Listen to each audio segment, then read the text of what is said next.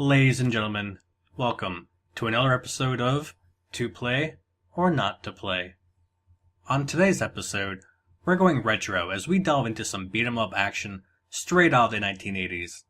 This franchise is considered one of the most beloved beat-em-up games for many gamers that grew up during that time period. So, get out your bandanas and ready your cheesy one-liners. Today, we're taking a look at Double Dragon Neon Brofist!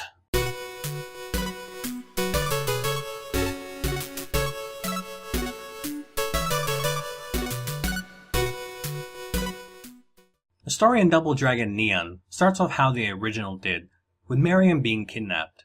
As either Billy Lee or his twin brother Jimmy, you have to chase down the bad guys and rescue her from the evil Skullmageddon.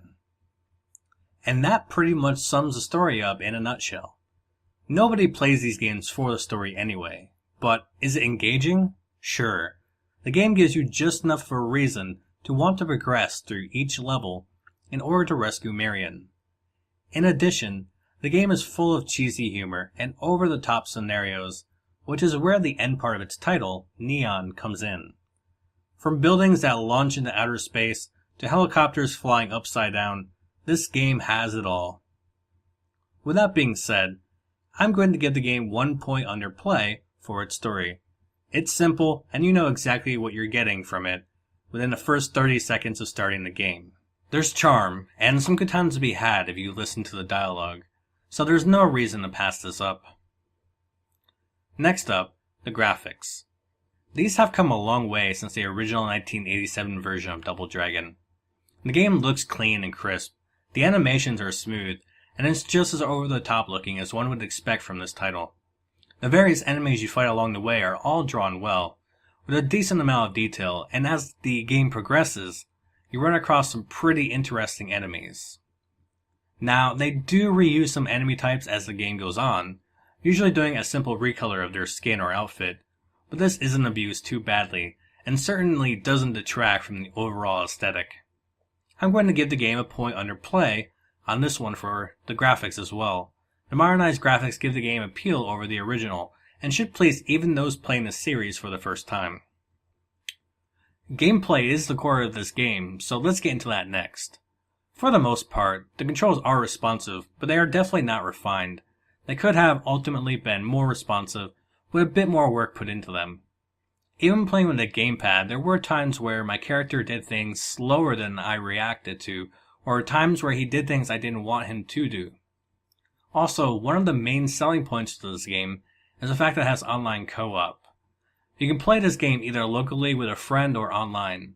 The online mode allows you to invite friends from Steam or simply randomly match up with people. Plus, instead of sitting in the queue, you can simply start playing the game and someone can join seamlessly while you're in the middle of a level. The online mode definitely has its selling points and adds a whole new level of fun to the game, but it also has a variety of issues. I've had crashing problems on multiple occasions, extremely high latency which made the game unplayable, and after a period of time, the game will randomly start dropping frames and running poorly even though it's not taxing my CPU or graphics card in the slightest. These issues only occur in the co-op mode so far. Developers have been pretty quiet on this front, so I suspect that we're not going to get any additional patches on this. This game is, after all, a game that came out in 2012 on the Xbox 360 and which is now ported to PC. So in that regard, this could very easily be a cash grab by the developers for the PC market. So I'm going to give the game 2 points under play. While not refined, the updated combat system offers a lot of customization, and the fun factor is definitely there. In addition, the online mode allows you to play the game with your buddies, even if they're not in the same room as you. However, I'm also going to give the game 1 point under don't play for the bugs and crashes encountered in the online mode. If playing this game online is your sole reason for playing it, then you should hold off and see if the developers patch the current issues before buying the game. Lastly, the sound. The game simply sounds great. There's lots of impact to the punches and kicks, the voiceovers are done well with that old school feel to them, and the music keeps the fight going. If you have your nostalgia glasses on, then the sounds and music in Double Dragon Neon will take you right back to the 80s. My only complaint is that the sound settings don't actually apply until you get past the first menu after starting the game. Each time I started it up, it would be on full blast. This is a fairly odd bug, and I'm not sure why it works this way. Under sound, I'm going to give Double Dragon Neon 1 point for play. The use of authentic sounds and just the right touch of cheesiness in the voiceovers should make this a hit with any beat-em-up fan from the late 80s and early 90s. To wrap things up, Double Dragon Neon offers a lot of fun and replayability for only $9.99.